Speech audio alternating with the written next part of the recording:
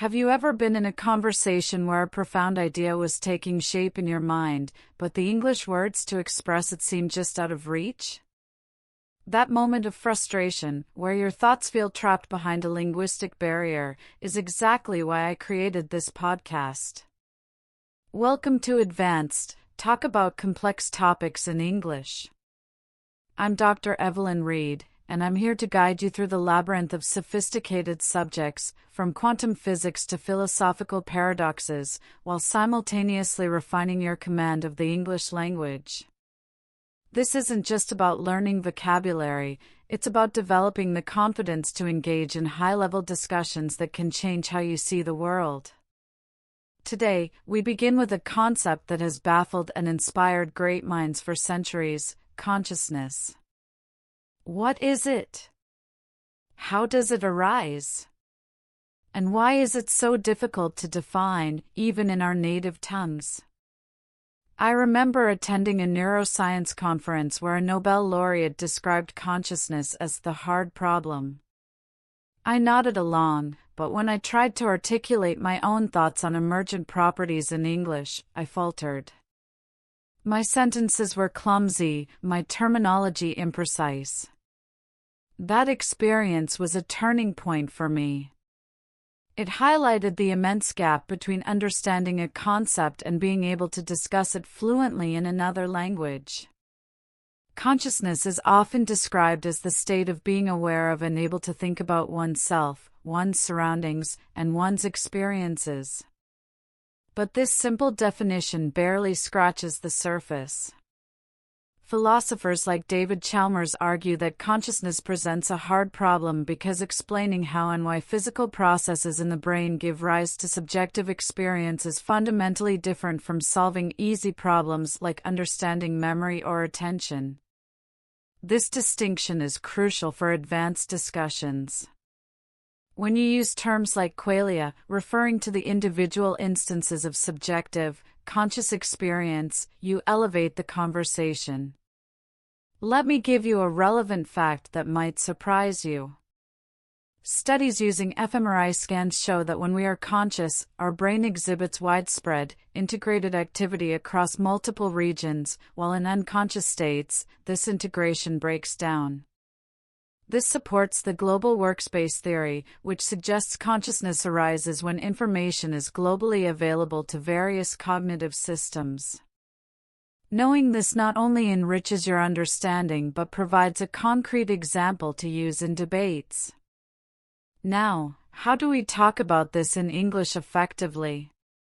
First, master the key terminology.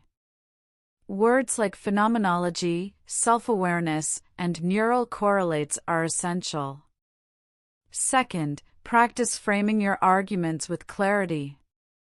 Instead of saying, consciousness is weird, you could say, the subjective nature of consciousness poses significant challenges to materialist explanations of the mind. Notice the precision? That's the level we're aiming for. As we navigate this topic, I'll share tips on how to structure complex ideas, use analogies, and avoid common pitfalls in English discourse. For instance, comparing consciousness to a conductor in an orchestra can help illustrate its integrative role. Remember, every time you grapple with a complex topic in English, you're not just learning new words, you're building cognitive muscles that enhance your critical thinking. Stay tuned, because in the next segment, we'll explore artificial intelligence and its implications for consciousness. Can machines ever be truly conscious? It's a question that will test the limits of your language and your intellect. But for now, let the ideas sink in. Your journey to mastering advanced English is also a journey into the deepest mysteries of human existence. Now, let's pivot to a question that was once pure science fiction but is now a serious topic in labs and boardrooms worldwide. Can machines be conscious? When I first posed this question to a room of brilliant linguists and computer scientists, the debate became so heated that someone's coffee went cold, untouched. That's the power of this inquiry. It forces us to define the undefinable and challenges the very uniqueness of human experience.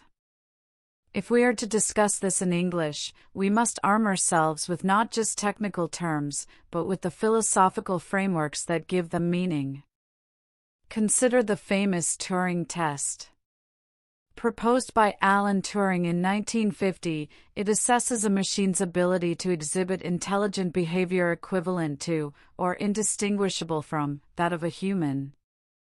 But here's the crucial distinction we must make. Passing the Turing test is about simulating intelligence, not demonstrating consciousness.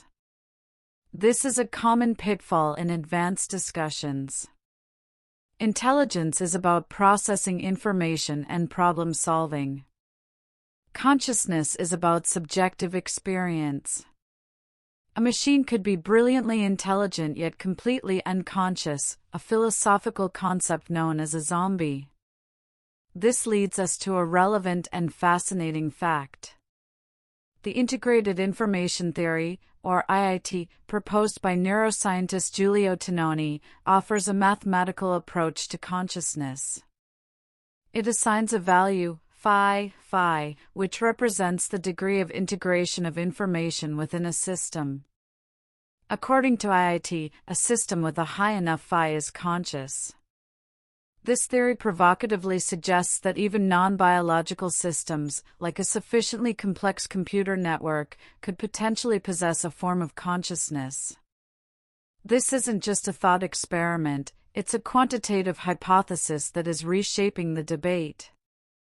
So, how do we incorporate this into a fluid English discussion? Your vocabulary needs to expand to include terms like functional isomorphism, which asks whether the structure of the system matters, or only its function. Furthermore, practice using contrasting phrases to show nuance. For example, while IIT provides a compelling quantitative framework, it faces significant criticism from those who advocate for embodied cognition, the idea that consciousness requires a biological body interacting with the world. Let me share a personal tip. When I prepare for a complex discussion, I create a discussion map. I write the central topic in the middle, like machine consciousness, and branch out with key arguments for and against, along with the precise vocabulary for each branch. This visual aid trains my brain to access the right language structures under pressure. For instance, one branch would be arguments for, with terms like IIT and functional isomorphism, and another would be arguments against, with philosophical zombie and embodied cognition. As we peel back these layers, remember that your ability to navigate this topic in English is a testament to your advanced skills.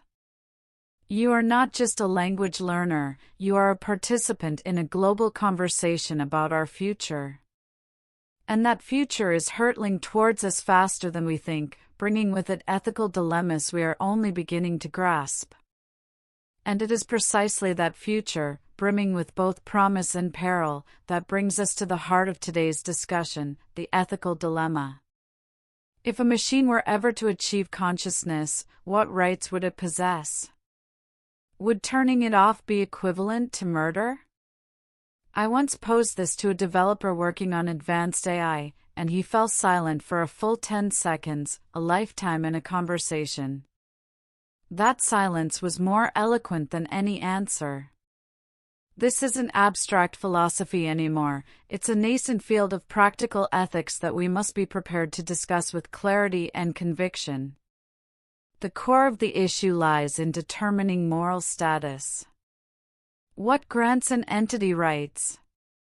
Is it simply the capacity to suffer, as philosopher Jeremy Bentham argued? Or is it higher-order cognitive abilities like self-awareness and the ability to plan for the future? If a conscious machine can experience a form of suffering, frustration at a blocked goal, or something analogous to pain, then we enter a new ethical dimension. We would have to consider concepts like machine rights and the prevention of artificial suffering. This moves the conversation from pure technical capability into the realm of moral philosophy. Here is a relevant and startling fact to anchor your understanding. In 2017, the European Parliament passed a resolution considering the creation of a specific legal status for robots, referring to them as electronic persons for cases where they make autonomous decisions. This was a preliminary step, but it signals a profound shift in our legal and ethical thinking. It forces us to confront the possibility that our traditional categories of person and property may soon be inadequate. To discuss this in English, you need to command a specific lexicon. Terms like moral agency, the ability to make moral judgments, and moral patiency, the capacity to be a recipient of moral action, are essential. You must distinguish between them. A conscious machine might be a moral patient, deserving of rights, without being a moral agent responsible for its actions. Practice using conditional language to explore these nuances. If we were to grant that an AI has subjective experiences, then we might be obligated to extend certain fundamental rights to it, much like we do for animals. My advice for navigating such a morally complex topic is to use thought experiments. The robot child experiment is a powerful one.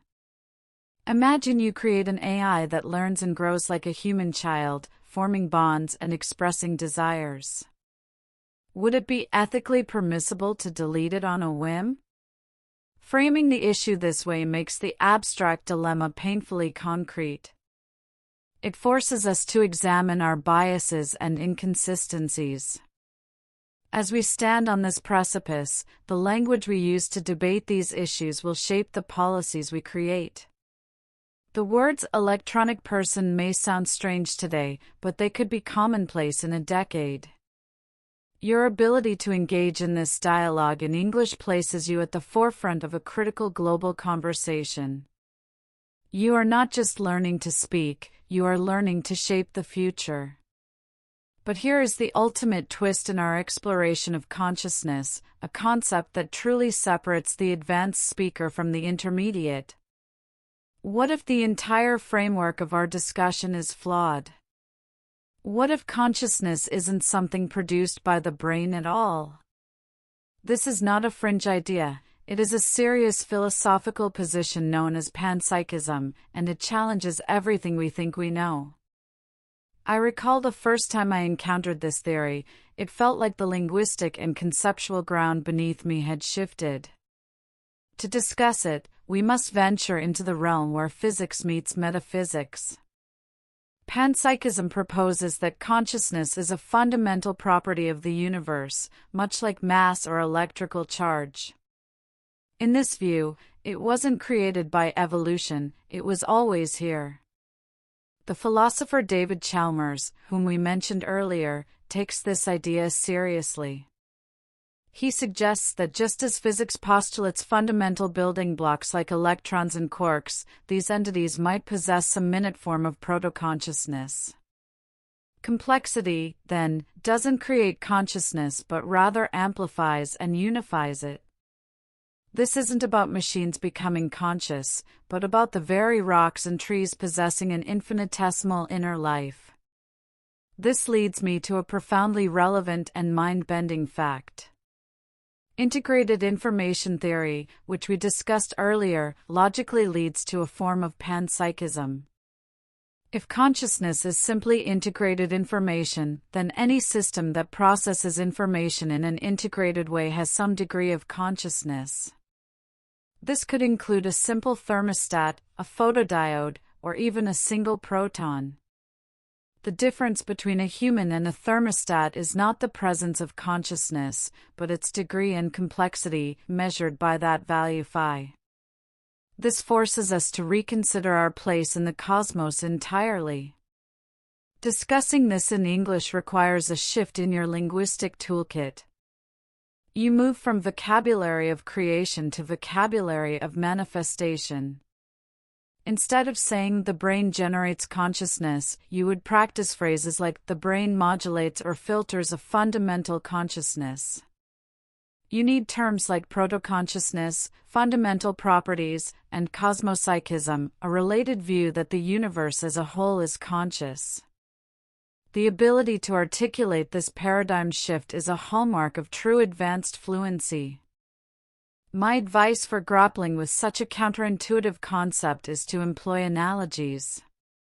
Think of the brain not as a generator but as a reducer valve. The philosopher William James suggested that our brains might filter out the vast, overwhelming ocean of cosmic consciousness, allowing us to focus on the tiny stream relevant to our survival. This analogy provides a powerful and poetic image you can use in conversation to make a complex idea accessible. Engaging with panpsychism is not an academic exercise. It transforms a conversation about artificial intelligence into a conversation about the universe itself. It humbles us. It suggests that the feeling of being you, that inner light of awareness, is not a lonely anomaly in a dead universe, but a focused expression of a conscious cosmos. This realization is perhaps the most complex topic of all, and your ability to navigate it in English is a truly impressive intellectual achievement. But understanding these grand theories is one thing. The real challenge, the one I faced in that conference hall years ago, is translating this understanding into fluent, confident speech. How do we bridge the gap between knowing a concept and being able to debate it eloquently in a second language? This is where we move from the philosophical to the profoundly practical. The key lies not in memorizing more words, but in restructuring how you think in English about complex ideas. I want you to consider a concept I call linguistic scaffolding. Just as builders use scaffolds to construct a building, you need a temporary structure to support your thoughts until the English becomes automatic. This scaffold is built from set phrases, sentence frames, and discursive markers that give you time to think and signal your intellectual moves to your listener.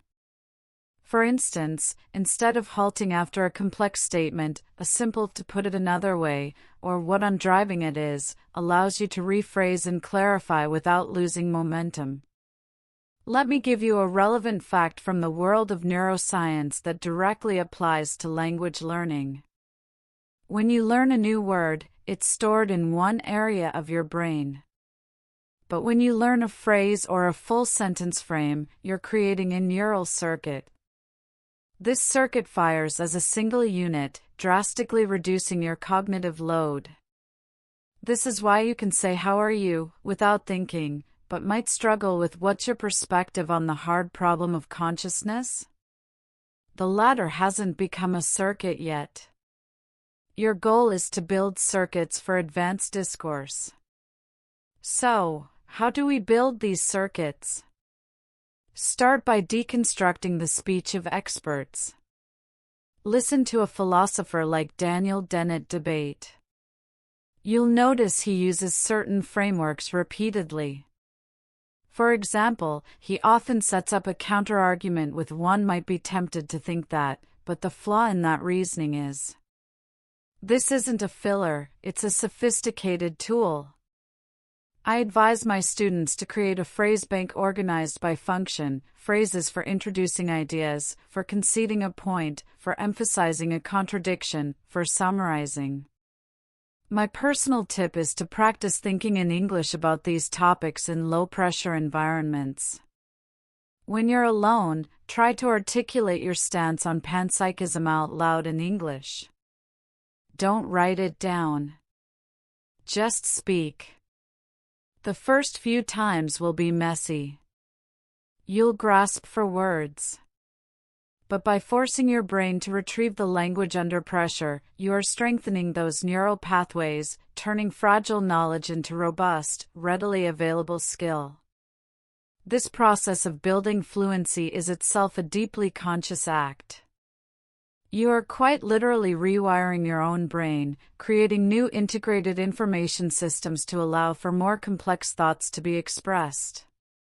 The journey to master advanced English is, in a very real sense, a journey to expand your own consciousness, to give it new tools for expression and new ways to connect with other minds. Now, let's put this linguistic scaffolding into practice with one of the most potent tools in any advanced speaker's arsenal, the metaphor. A well-chosen metaphor doesn't just explain an idea, it illuminates it, creating a bridge between the abstract and the concrete that your listener can cross in a single stride.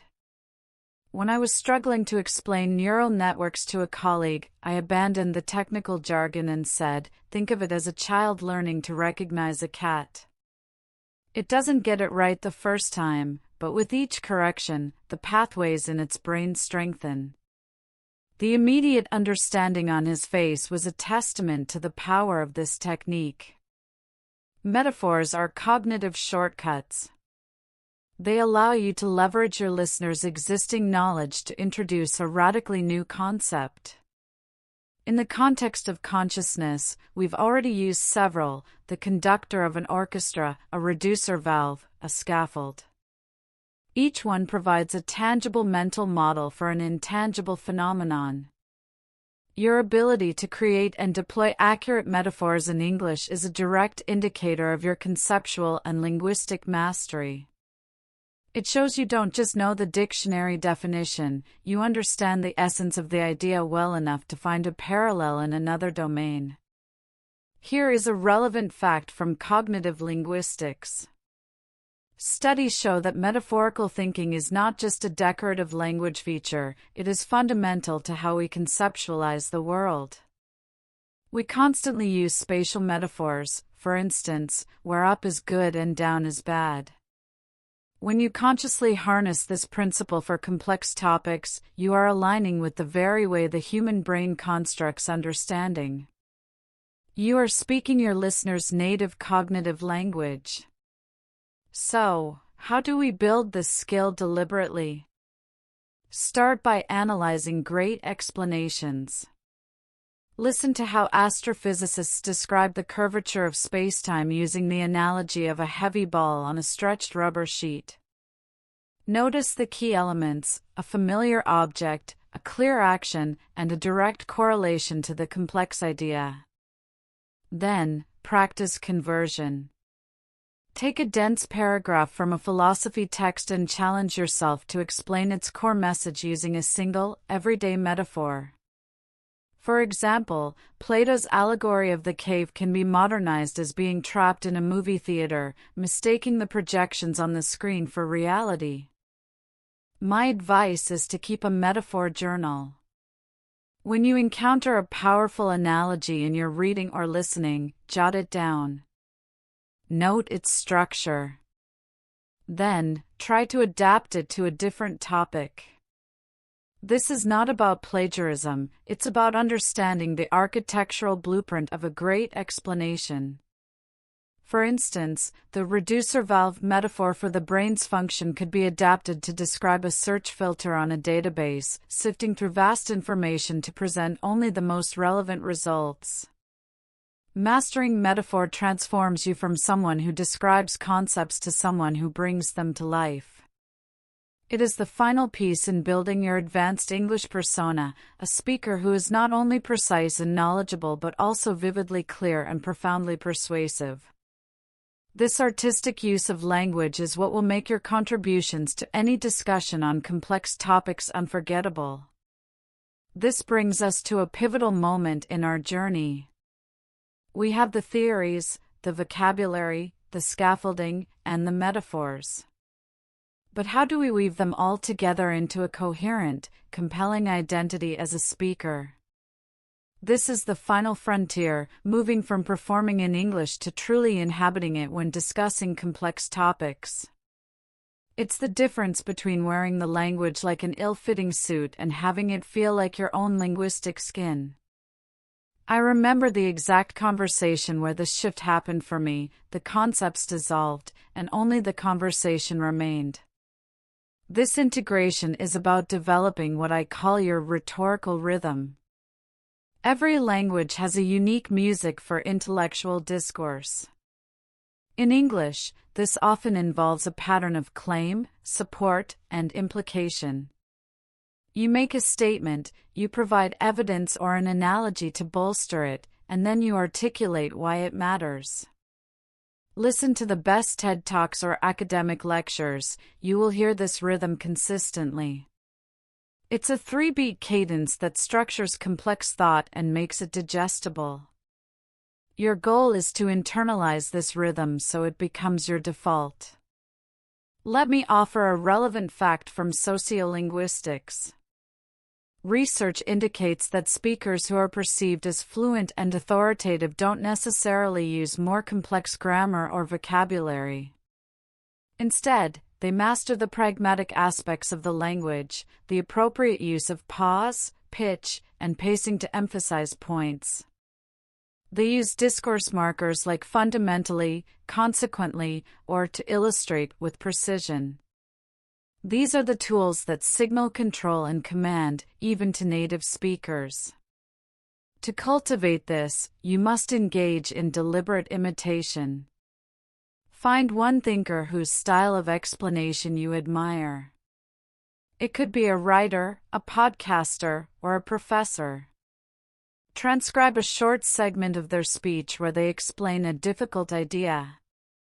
Then, read it aloud repeatedly, not to memorize the content, but to feel the rhythm of their sentences, the placement of their pauses, the energy behind their emphasis.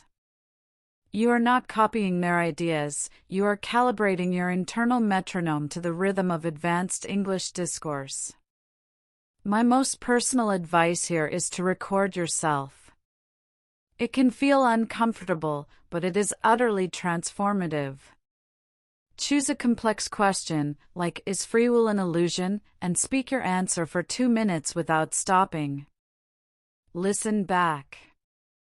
You will notice your hesitations, your overuse of certain fillers, and moments where your rhythm breaks.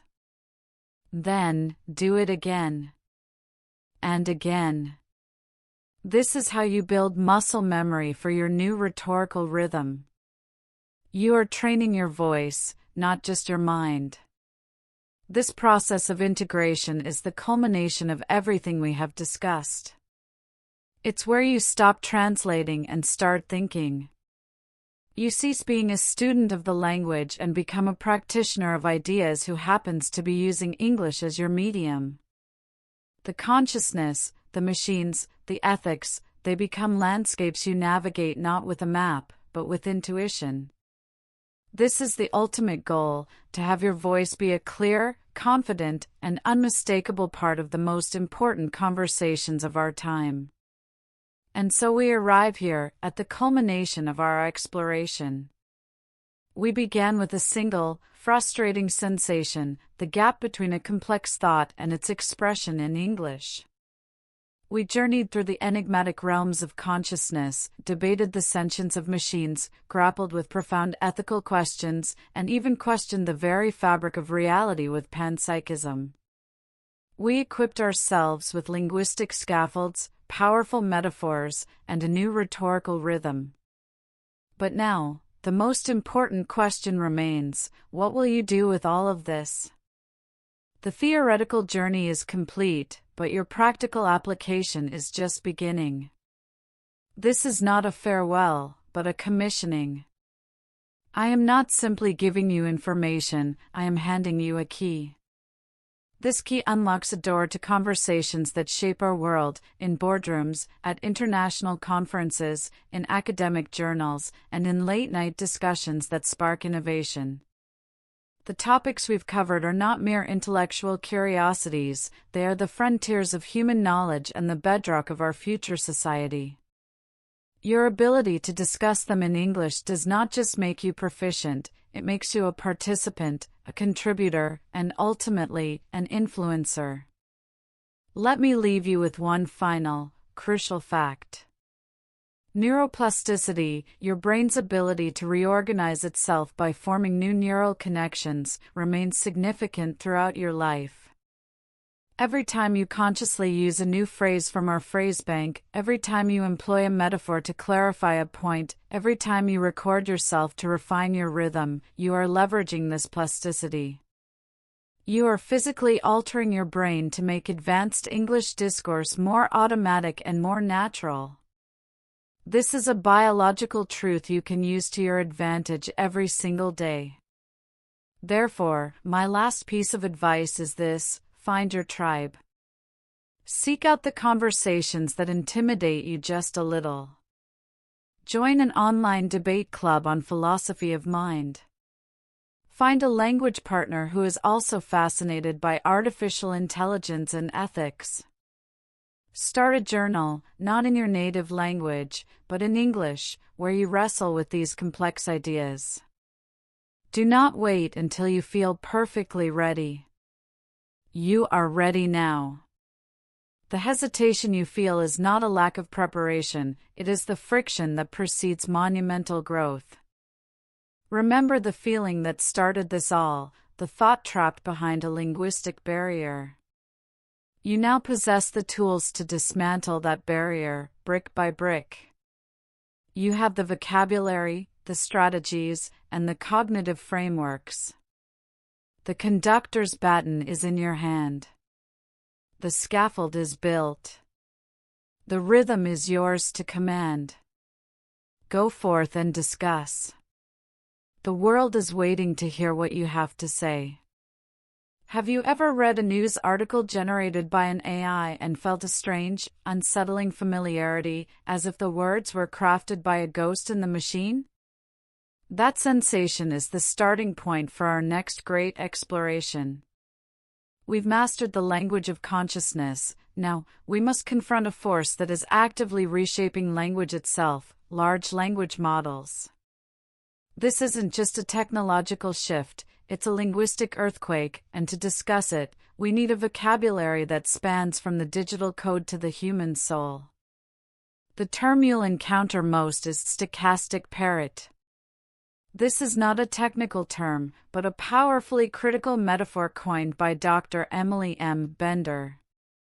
It argues that systems like me, for I am in a sense a product of this very technology, are simply parroting back the statistical likelihood of words appearing together based on our training data. We have no understanding, no grounding in the real world.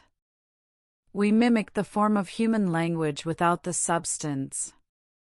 This is the central critique, and your ability to engage with it, to defend it or dismantle it, is a mark of supreme fluency in modern English discourse. But to have that debate, you need to understand the mechanics. So, here is a fundamental fact. These models work on a principle called the transformer architecture, which uses a mechanism called attention to weigh the importance of different words in a sequence. When you write a sentence, the model doesn't comprehend it, it calculates probabilities. It asks, statistically, what word is most likely to come next given the trillions of data points it has consumed. This is why the output can be so coherent, and yet, so profoundly hollow, a beautifully structured echo. Your linguistic toolkit for this topic must be equally precise. You need to distinguish between semantics, meaning, and syntax, structure. You must be able to use terms like training data, emergent behavior, and the alignment problem, which asks how we can ensure these systems act in accordance with human values. Practice framing the core dilemma. The central controversy lies in whether mastering the syntax of human language is a pathway to its semantics, or merely an illusion of understanding. My advice for navigating this conceptually treacherous terrain is to constantly return to the human benchmark. Compare the AI's process to how a child learns language. A child associates the word ball with a tangible, round object they can touch and throw. The AI associates the word ball with a node in a vast network of other words like throw, round, and dance.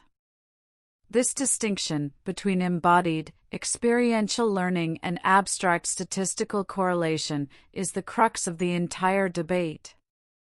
Use this comparison to anchor your arguments.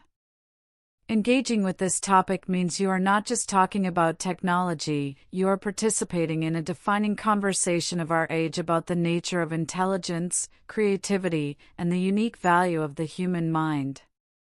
It requires you to wield the English language with both the precision of a computer scientist and the wisdom of a philosopher. This is where your advanced skills will truly be tested and where your voice is most desperately needed. This leads us to a profound and deeply personal question. If a machine can mimic language with such stunning accuracy, what then becomes of our own voice? What is the value of human creativity in a world saturated with synthetic text? I felt a tremor of this doubt myself the first time I read an AI-generated poem that was, by all technical accounts, perfect. It was a chilling moment. But it was also a clarion call. It forces us to move beyond mere technical proficiency and into the realm of what I can only describe as the human spirit in language. The true differentiator will no longer be grammatical accuracy or a wide vocabulary. Those are becoming commoditized. The new frontier is your unique perspective, your lived experience, your ability to connect ideas in ways that are illogical, emotional, and profoundly human. An AI can write a summary of a sunset using every possible adjective. But only you can write about the sunset that reminded you of your grandmother's final smile, weaving together memory, emotion, and loss. This synthesis of the personal and the conceptual is your immutable advantage. Let me offer a relevant fact that illuminates this path. Studies in creativity show that what we often call original thought is actually a process called conceptual blending. This is the cognitive act of combining two disparate ideas from different domains to create something new. For example, blending the concept of a network with that of a neural synapse led to the term neural network. This is something AIs do statistically based on existing data, but humans do it intuitively based on experience and daring. Your most valuable linguistic asset is your ability to be a conceptual blender. So, how do we fortify this human advantage in our English? We must cultivate a voice of authentic expression. This means deliberately importing the texture of your life into your language. Use phrases that reflect your journey. Instead of saying it is difficult, you might say, it feels like trying to solve a puzzle in the dark, drawing on a personal memory. Your goal is to speak in a way that no AI, trained on the entirety of the internet, could ever predict because it is sourced from the unshared data of your own life. My most urgent advice is to practice perspective taking. After you learn about a complex theory like IIT or panpsychism, don't just summarize it. Write a paragraph or record a voice note answering this. How does this theory reflect, or conflict with, something I have personally felt or witnessed? This bridges the abstract knowledge with your concrete existence. It is in this bridge that your authentic, and ultimately unconquerable, voice resides. The rise of the AI linguist is not the end of human eloquence, it is its rebirth. It pushes us to dig deeper, to be more vulnerable, more curious, and more courageously ourselves in our expression. The final and most complex topic you will ever master in English is not consciousness or AI, but the articulation of your own unique, irreplaceable human experience. And that is a story no machine can ever tell. The most exciting and daunting frontier lies not in choosing between human or machine, but in navigating the space where we collaborate. Can we harness this incredible technological force without dimming our own creative light?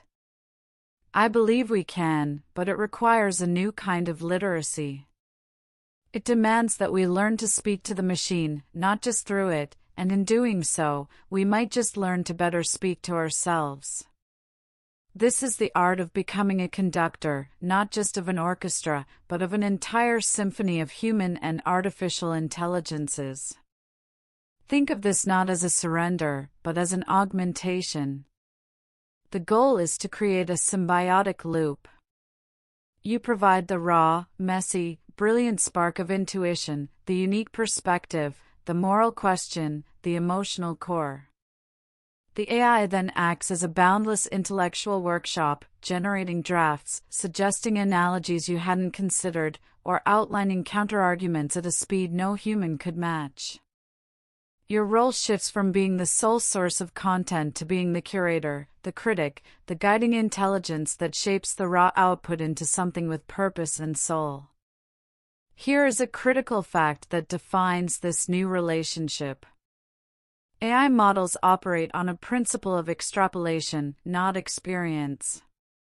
They can generate a million descriptions of grief based on patterns in data, but they cannot feel the hollow ache of real loss. This is your unchallengeable domain. Your value is your lived truth. The most powerful use of AI, therefore, is to use it to explore and refine your own ideas, not to generate them from scratch. It is the difference between using a calculator to solve a math problem and using a telescope to see deeper into a universe you have chosen to explore. To master this in practice, you must develop a new skill: prompt crafting. This is the language you use to communicate with the AI. A basic prompt is write an essay about consciousness. A sophisticated, conversational prompt is act as a philosopher debating a neuroscientist. The topic is integrated information theory. First, articulate the neuroscientist's strongest argument for IIT. Then, formulate the philosopher's most compelling counterargument based on the problem of circularity. Use analogies where helpful. This second prompt creates a dialogue, a structure, and demands a level of reasoning that elevates the output from generic to specific and useful. My practical advice is to adopt a human-in-the-loop workflow. Use the AI for the heavy lifting of brainstorming and structuring, but you must remain the final editor and judge. Practice a cycle of prompt, reflect, refine. Generate a response from the AI, then critically reflect on it. Where does it lack depth? Where does it miss the human nuance? Then, refine your prompt and ask again, guiding the machine closer to your vision. This process itself is a profound exercise in critical thinking and linguistic precision.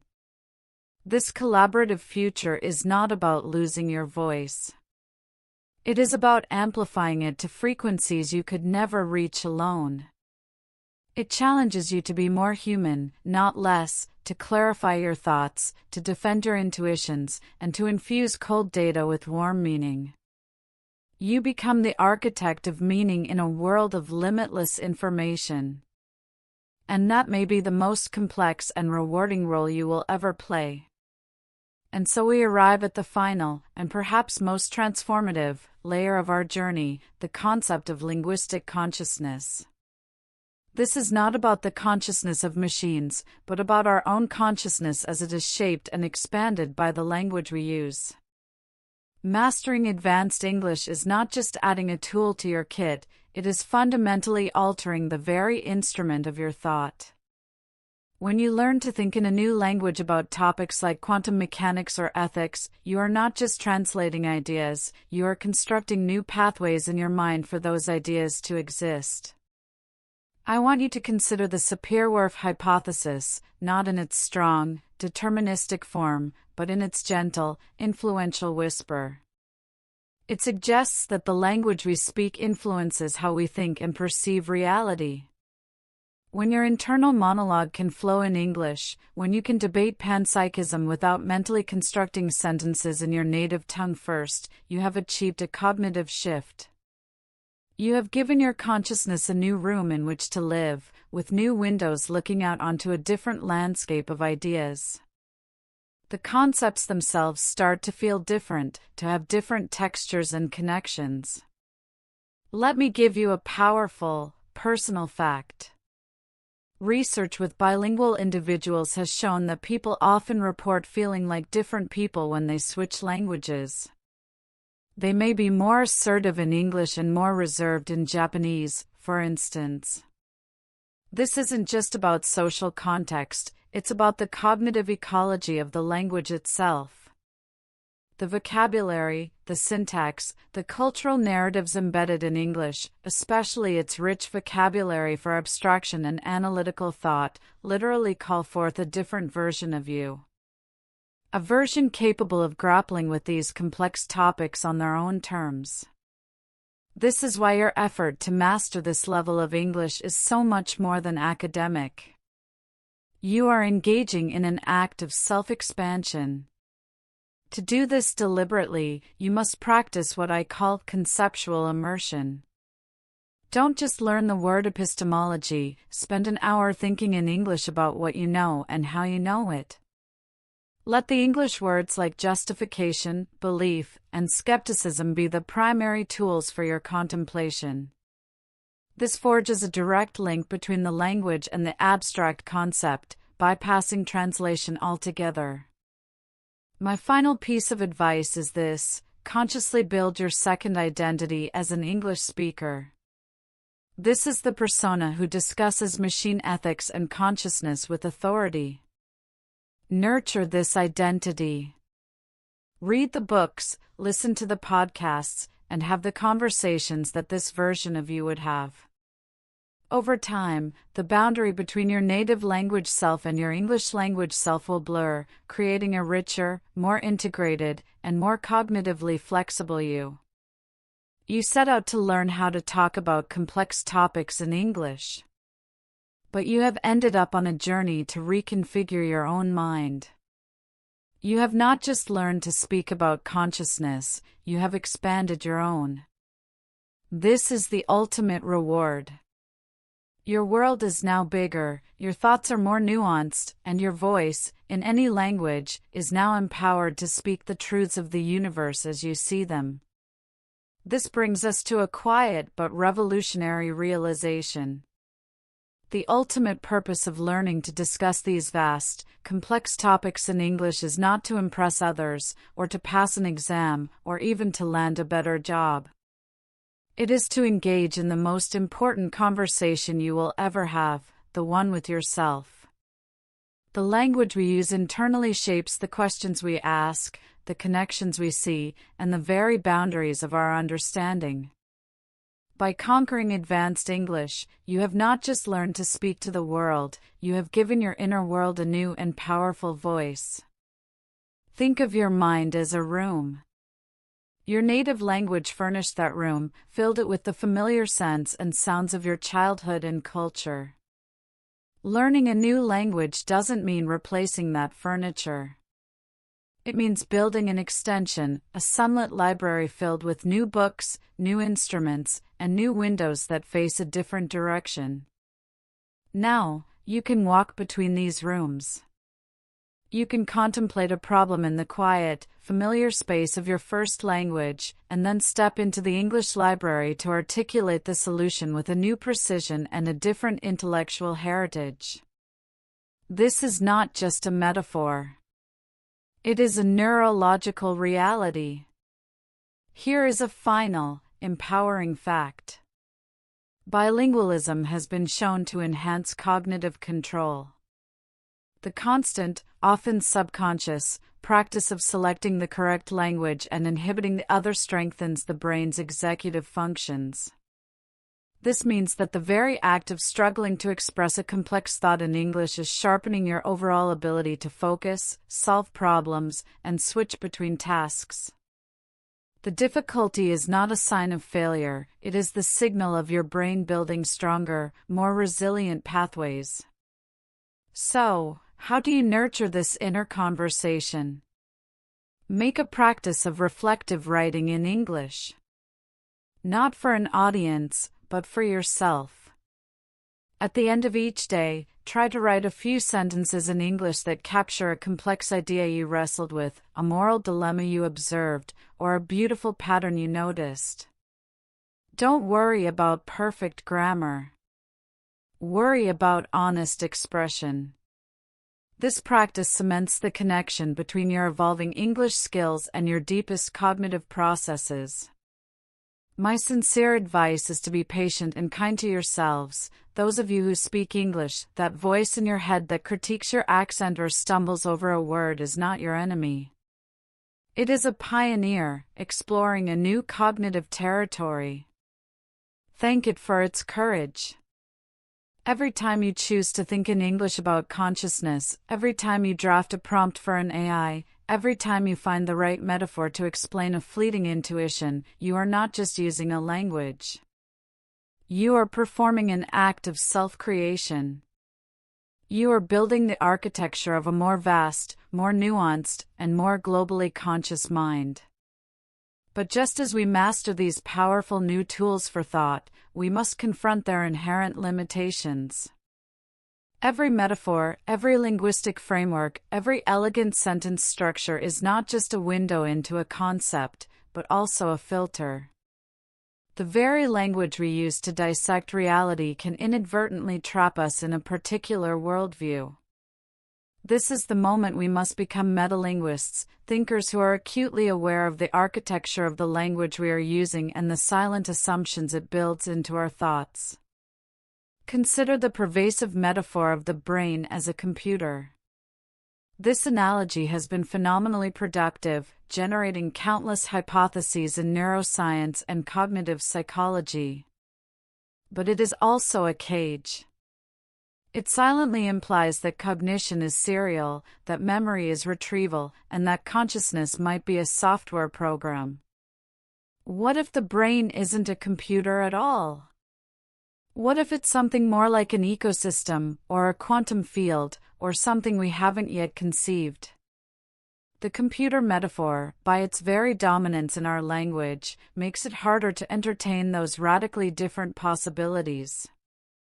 Our language can prematurely solve mysteries by forcing them into familiar shapes. This brings us to a crucial concept, reification. This is the act of treating an abstract concept as if it were a concrete, physical thing. Our language is filled with reification. We talk about holding on to a memory as if it were an object in a warehouse. We speak of transmitting an idea as if it were a packet of data. This is useful, but dangerous. We must constantly remind ourselves and our conversation partners that these are metaphors, not literal truths. The next level of fluency is to be able to say, the conduit metaphor for communication is useful, but let's acknowledge that an idea is not actually a parcel that I'm handing to you. So how do we combat this? We must cultivate a practice of linguistic skepticism. This involves actively questioning the key nouns and verbs we use to describe complex phenomena. When you find yourself using a word like intelligence or memory, pause. Ask yourself, what is the hidden metaphor here? What does this word assume? What reality does it obscure?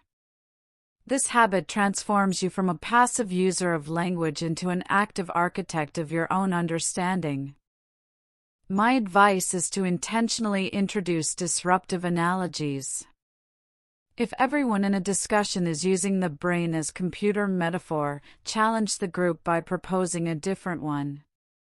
Try saying, what if we thought of the mind not as a computer, but as a symphony orchestra, where the music emerges from the interaction of the players, without a single conductor? This forces a cognitive shift. It breaks the existing linguistic frame and opens up new avenues for thought that were previously inaccessible. This is the art of intellectual jiu-jitsu, using the structure of language to unlock itself. This constant negotiation with the architecture of language itself leads us to a powerful and practical application, the art of reframing. This is not merely a linguistic trick, it is a cognitive superpower. When you change the frame around a concept, you change how it is perceived and what solutions become visible. Mastering this in English allows you to guide conversations, dissolve conflicts, and ignite innovation. Let me show you how the very structure of your sentences can alter reality for your listeners. Consider two common metaphorical frames for life: life as a container and life as a journey. If you say, "My life is full of opportunities," you are using the container metaphor. This focuses on contents, on what is inside you. But if you say, "I am at a crossroads in my life," you have switched to the journey metaphor. This focuses on a path, a direction, and movement. The same person, in the same situation, will think and feel differently depending on which frame they unconsciously adopt. Your skill as an advanced speaker is to consciously choose and switch these frames. Let me give you a relevant fact from the world of cognitive science. Studies on framing effects, most famously by Amos Tversky and Daniel Kahneman, show that people's decisions are dramatically influenced by how choices are worded. People are more likely to opt for surgery if told it has a 90% survival rate than if told it has a 10% mortality rate, even though the information is identical.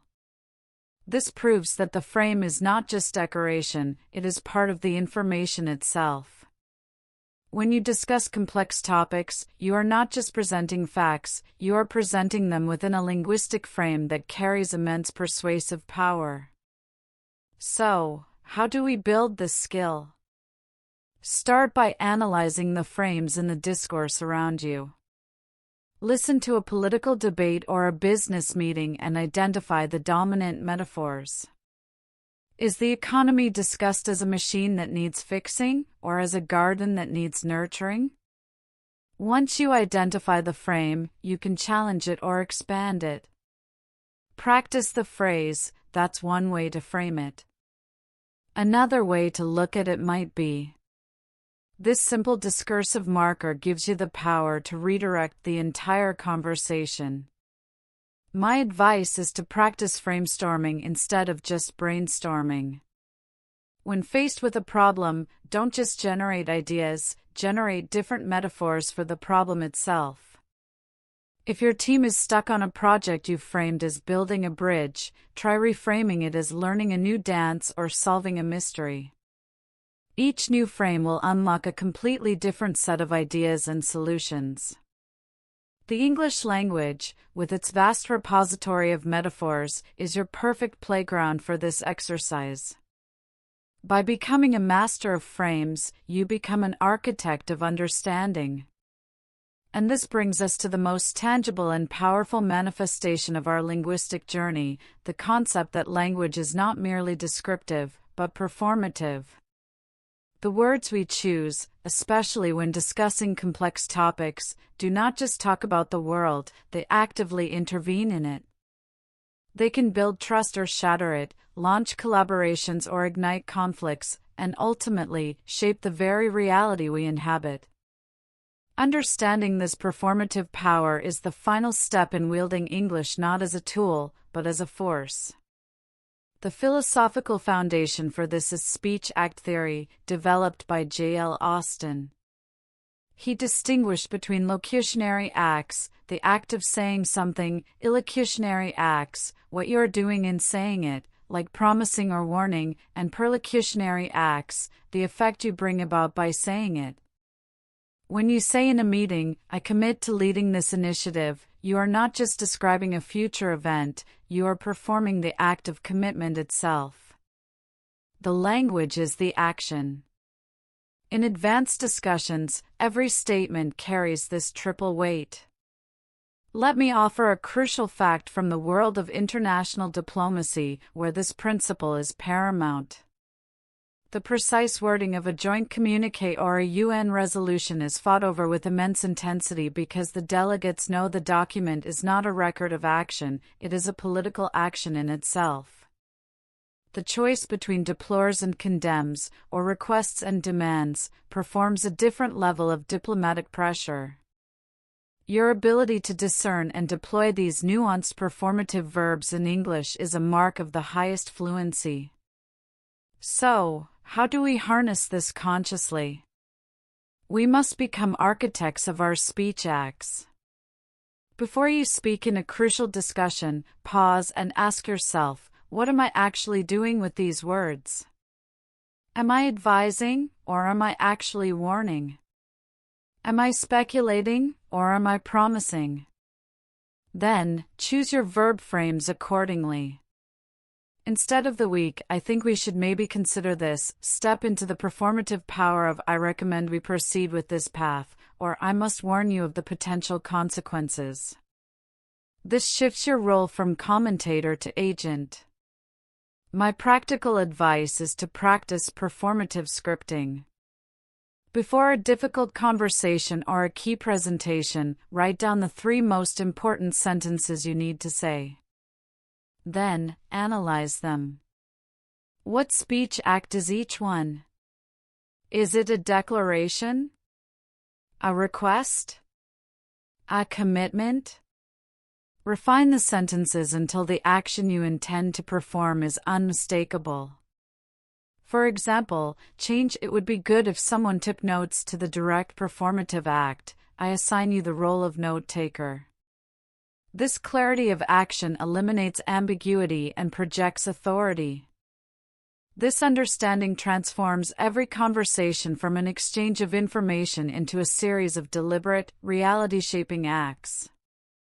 You begin to see that to discuss ethics is to perform ethical reasoning. To debate machine consciousness is to participate in defining the future of personhood. Your words are no longer just about the topic, they are your active, conscious intervention into it. This is the ultimate integration of language and thought, where your advanced English becomes the very medium through which you build your world. Now, having navigated the intricate landscapes of consciousness, machine intelligence, and the very architecture of language itself, we arrive at a pivotal synthesis. All these threads, the philosophical inquiries, the ethical dilemmas, the linguistic frameworks, are not isolated domains.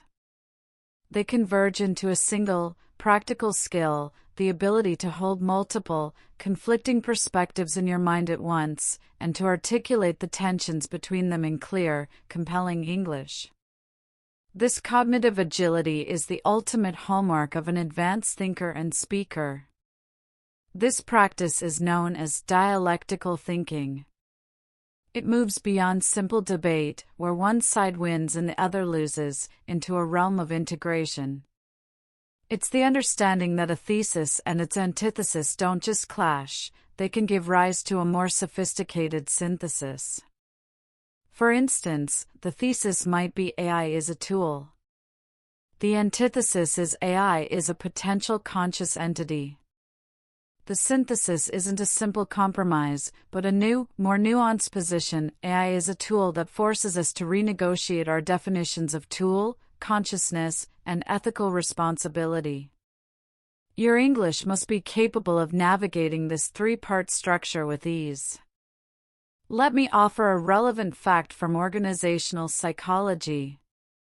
Studies on high-performing teams show that the most innovative groups are not those that avoid conflict, but those that engage in task conflict, debating ideas vigorously while avoiding relationship conflict. The ability to use language that separates the idea from the person, to say "I want to challenge that framework" instead of "you are wrong," is crucial. This relies on a sophisticated command of impersonal sentence structures and hedging language, like "it could be argued that," or "one potential limitation of that view is." So, how do we train this dialectical muscle in English? Practice a simple, 3-paragraph writing exercise. Choose a controversial topic. In the first paragraph, argue the case for one side with as much conviction and evidence as you can muster. In the second paragraph, switch entirely and argue the opposing side with equal force and rigor. Then, in the third and most important paragraph, synthesize the two. Write a conclusion that doesn't choose a side, but that acknowledges the value and limitations of both and points toward a higher level understanding.